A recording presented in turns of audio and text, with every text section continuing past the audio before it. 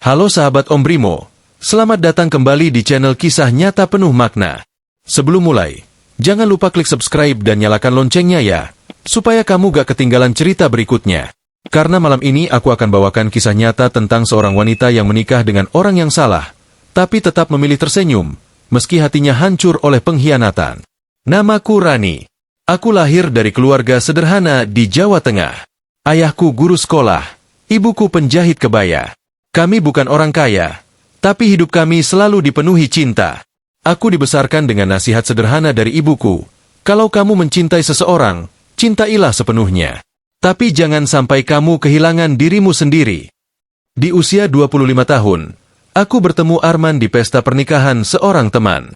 Arman bukan pria yang luar biasa tampan, tapi tutur katanya sopan dan caranya menatap membuatku merasa aman. Ia bekerja di perusahaan kontraktor, dan sejak awal ia tampak begitu serius. Kami menjalin hubungan yang manis. Setiap pagi ada pesan darinya. Selamat pagi, sayang. Jangan lupa sarapannya. Hal kecil seperti itu membuatku jatuh cinta semakin dalam. Setelah 6 bulan, Arman melamarku. Aku menerima tanpa banyak berpikir. Kami menikah dengan sederhana, tapi penuh kebahagiaan. Aku benar-benar percaya bahwa inilah jodoh yang Tuhan kirimkan untukku. Awal pernikahan kami seperti mimpi indah. Arman lembut, penyayang, dan selalu punya waktu untukku. Tapi semua itu mulai berubah perlahan-lahan. Arman mulai sibuk dengan proyek barunya. Katanya, dia mendapat posisi penting di kantor. Ia sering pulang malam, kadang tidak menjawab telepon. Aku mencoba memahami, berusaha percaya. Tapi semakin hari, wajahnya semakin asing bagiku. Ia jarang tersenyum, jarang mengajakku bicara. Rumah kami yang dulu penuh tawa berubah menjadi dingin dan sunyi. Suatu malam, aku menyiapkan makan malam lengkap untuknya. Ayam kesukaannya, sambal terasi, dan sayur bening. Tapi Arman tidak pulang. Pukul 11 malam aku menelpon, tapi ponselnya mati. Aku menunggu sampai pagi dengan perasaan campur aduk. Ketika akhirnya dia datang, bajunya basah oleh hujan, dan ada aroma parfum wanita di tubuhnya.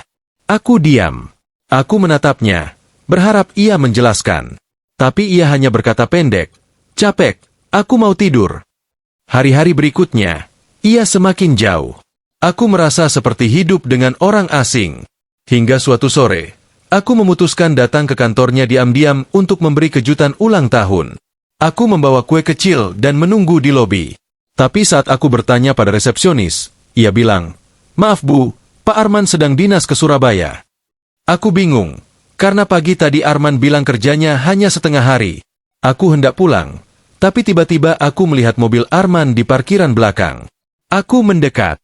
Dari balik kaca mobil, kulihat Arman sedang tertawa bersama seorang wanita muda. Mereka tampak bahagia, terlalu bahagia. Arman menggenggam tangan wanita itu, lalu menyentuh pipinya dengan lembut. Saat itu dunia seolah berhenti.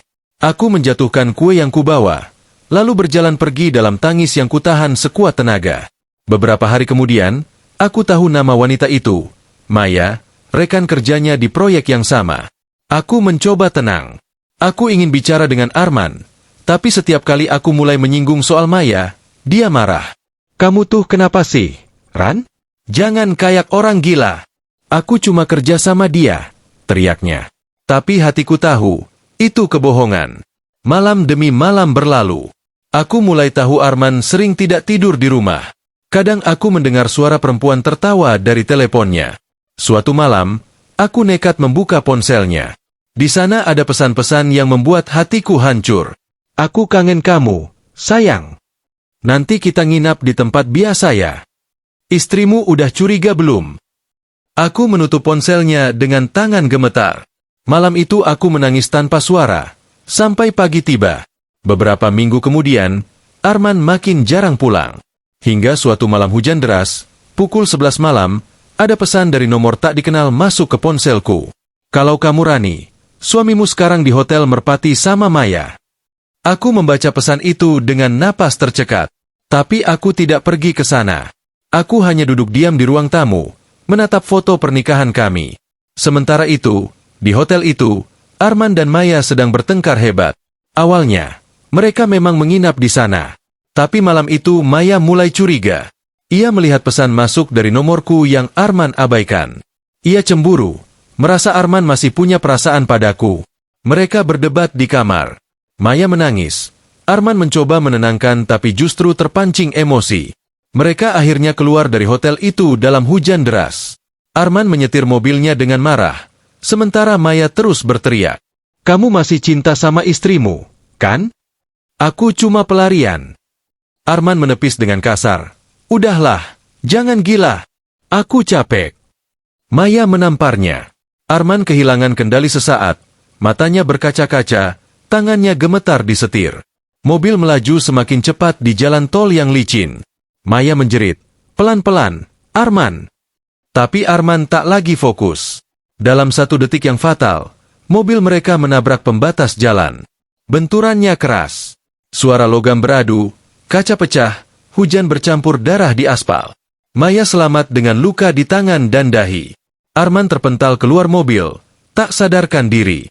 Polisi datang, lalu membawanya ke rumah sakit terdekat. Keesokan paginya, aku mendapat telepon dari rumah sakit.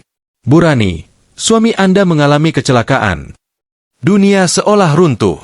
Aku langsung berlari keluar rumah tanpa ganti baju, hanya mengenakan jaket tipis di tengah hujan. Di rumah sakit, tubuh Arman penuh perban. Di sampingnya, berdiri Maya, menangis keras sambil menggenggam tangan Arman. Aku berdiri di pintu, terpaku, tak mampu berkata apa-apa. Maya menatapku sekilas dan berkata, Aku gak mau kehilangan dia. Aku hanya menunduk. Entah kenapa, aku tidak bisa membenci lagi. Rasa sakit di dadaku sudah lewat batas untuk disebut luka. Yang tersisa hanya kelelahan dan hampa. Beberapa hari kemudian, Arman sadar. Ia menatapku lemah dan berkata pelan, Aku nyesel, Ran. Aku hanya tersenyum tipis. Penyesalanmu datang terlambat, Mas. Tapi aku doakan kamu sembuh. Keesokan harinya, aku pergi meninggalkan rumah itu. Aku tidak marah, tidak menangis. Aku hanya ingin damai. Karena bertahan dalam hubungan yang sudah mati rasanya lebih menyakitkan daripada pergi dalam sepi.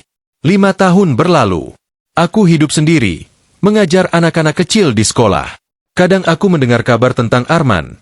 Katanya Maya meninggalkannya setelah itu. Aku tidak lagi marah. Aku hanya mendoakan yang terbaik. Karena aku tahu, tidak semua cinta harus dimiliki. Menikah dengan orang yang salah memang menyakitkan. Tapi dari sanalah aku belajar, bahwa mencintai diri sendiri jauh lebih penting daripada mempertahankan seseorang yang tak lagi memperjuangkanmu. Untuk kamu yang sedang terluka karena cinta, ingatlah, kamu berhak bahagia. Jangan biarkan cinta yang salah membuatmu lupa bagaimana menghargai dirimu sendiri. Terima kasih sudah mendengarkan kisah ini. Jangan lupa like, share, dan subscribe biar aku makin semangat membawakan kisah nyata penuh makna untuk kalian. Sampai jumpa di kisah berikutnya. Sahabat Om Brimo.